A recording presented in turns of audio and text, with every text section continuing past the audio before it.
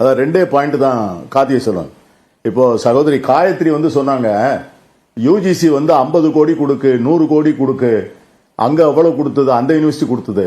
நீங்க 2024-25 இந்த ஆண்டு வரவு செலவு திட்டத்தில் ஹையர் எஜுகேஷனுக்கு தமிழ்நாடு அரசு நம்ம கொடுக்கிற வரிப்பணம் பாத்தீங்கன்னா, ஹையர் எஜுகேஷன்ல ஆர்ட்ஸ் அண்ட் சயின்ஸ் காலேஜ் அந்த மாதிரி நான் டெக்னிக்கல் எஜுகேஷனுக்கு 5200 கோடி ரூபாய்.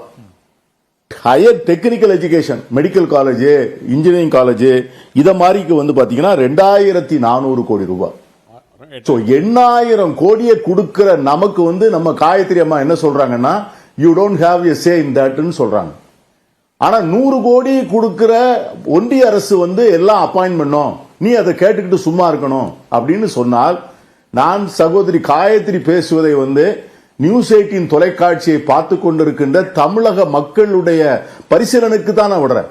ரெண்டாவது நான் கேட்கிறேன், இன்னைக்கு நம்ம ஆசீர்வாதம் ஆசாரி தம்பி இருக்கிறார், அவர்கிட்ட கேட்கிறேன், நீங்க என்னெல்லாம் போட்டிருக்கிறீங்க, யோகாவில் எக்ஸ்பர்ட்டா இருக்கலாம், அதெல்லாம் வரணுங்கிறாரு. பாபா ராம்தேவ வைஸ் சான்சலரா போடுவீங்களா? அவர் யோகாவில் பெரிய மாஸ்டர், அவர் வைஸ் சான்சலரா போட்டா யார் கேட்க முடியும்? நீங்க யோகி ஆதித்யநாத் வைஸ் சான்சலரா போடுவீங்களா? நீங்க ஒரு அது இப்ப நீங்க இந்த சட்டங்கள் இல்லாமலேயே, இதை திருத்தாமலேயே மால்கம் ஆதிசேஷியா வைஸ் சான்சலரா இருந்திருக்கிறாரு, பெரிய அகாடமி இருந்திருக்கிறாங்க. அதுக்கு இந்த சட்டத்தை திருத்தவன், இப்ப சட்டத்தை திருத்துவதின் நோக்கம் தான் கார்த்திகை செல்வன் ரொம்ப முக்கியம். இதுக்கு முன்னால பெரிய ஆட்களை கொண்டாந்து போட்டா யாரும் கேட்கலையே. இப்ப நீங்க மால்கம் ஆதிசேஷியா இங்க இருந்தார், அவரை யாரு கேட்டா? டாக்டர் லட்சுமண சாமுவேல் யார் இருந்தா யாரு கேட்டா? அதை போல பெரிய இன்னைக்கு நீங்க பண்ற வேலை என்னன்னு கேட்டீங்கன்னா, நீங்க பாபா ராம்தேவ கொண்டாந்து வைஸ் சான்சலரா போடுறதுக்கு தான் நீங்க ஏற்பாடு பண்றீங்க. ஏன்னா என்சிஆர்டி எடுத்துக்கங்க, சிபிஎஸ்இ எடுத்துக்கங்க, ஆல் சென்ட்ரல் எஜுகேஷன் இன்ஸ்டிடியூஷன்ல இன்னைக்கு தலைவர்களாக இருக்கிறவர்கள் RSS இயக்கத்தினுடைய பிரச்சாரகர்கள். இதை நீங்க இல்லைன்னு சொல்லுங்க. அப்போ இது நான் என்ன சொல்றேன், உங்களுக்கு ஓட்டு போடுற மாநிலத்தில் நீங்க வச்சுங்க, நாங்க அதை எங்களால ஒன்றும் பண்ண முடியாது. யூபியில் நாங்க என்ன பண்ண முடியும்?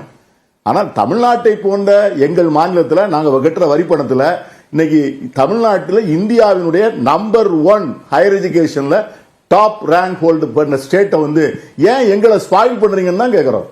Okay, because of you. நீங்க எங்களோட பெட்டரா பண்ணிருந்தீங்கன்னு வச்சீங்க. நீங்க ஆள்ற மாநிலங்கள் யூபி, நீங்க ஆள்ற மாநிலம் பீகார், நீங்கள் ஆளுகிற ராஜஸ்தான், இங்க இருக்கிற பல்கலைக்கழகங்கள் எங்கள் பல்கலைக்கழகங்களோட சிறப்பாக இருந்தது என்று சொன்னால் உங்களுடைய பிராக்டிஸை நாங்க ஏத்துக்குவோம்.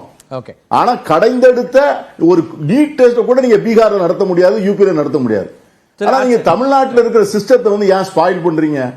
அதுக்காக வேண்டிதான் சட்டத்தை திருத்துறீங்க. அதுக்காகத்தான் இந்த முயற்சி. எங்களை எங்கள்கிட்ட இருப்பதை எங்களை அரை வேட்டியை அவிழ்க்க முயற்சிக்கிறீங்க. அதான் உண்மை.